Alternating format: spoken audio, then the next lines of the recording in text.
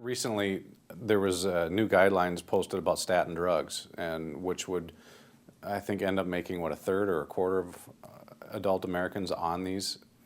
What's your thoughts on that? Is that something that you think is needed? Well, if you look at who's on the panel, I mean, if you look at the conflicts of interest, I mean, so who, I mean, it's the people that are, have received money, honoraria from the pharmaceutical industries. I mean, it's important to recognize Lipitor, was a cholesterol-lowering statin drug, is the most common drug prescribed on the planet Earth, right?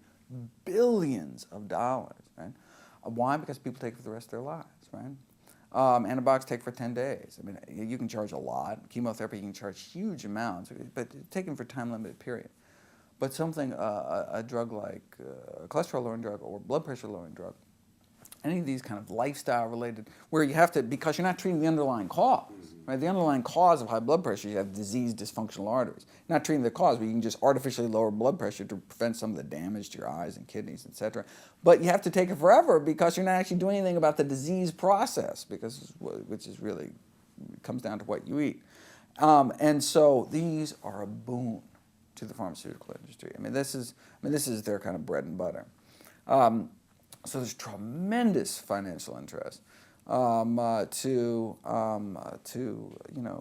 promote these kind of drugs, but that makes it difficult for even kind of a dispassionate scientist to look at the medical literature because of the role that funding sources may play in how data is being reported, whether or not the paper gets published at all, so I mean that's why one always has to, with a little kind of grain of salt, take these kind of recommendations, even from really kind of prestigious. I mean, like look at the USDA dietary guidelines, right? I mean, look, it's the federal government. These aren't the Coca-Cola guidelines, but if you look at who's on the dietary guidelines committee, the ones that actually writes the guidelines, it's the Coca-Cola. I mean, it's the people that are members of the Coca-Cola Beverage Institute of Health and Wellness or something, or the McDonald's, paid for by the Sugar Association, the Salt Institute, the pork producers.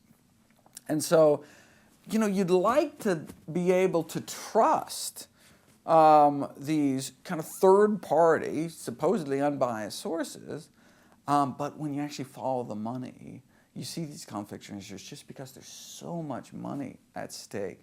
And so that's why it's always important to kind of check for these conflicts of interest. The USDA is getting better.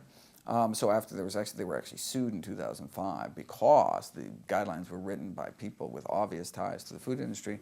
And after that was a little bruising for them. After that, 2010 was better. In 2015, which had come out, which they're working on now, should be even better still. And by better, I mean more evidence-based, more based on the science rather than commercial influence.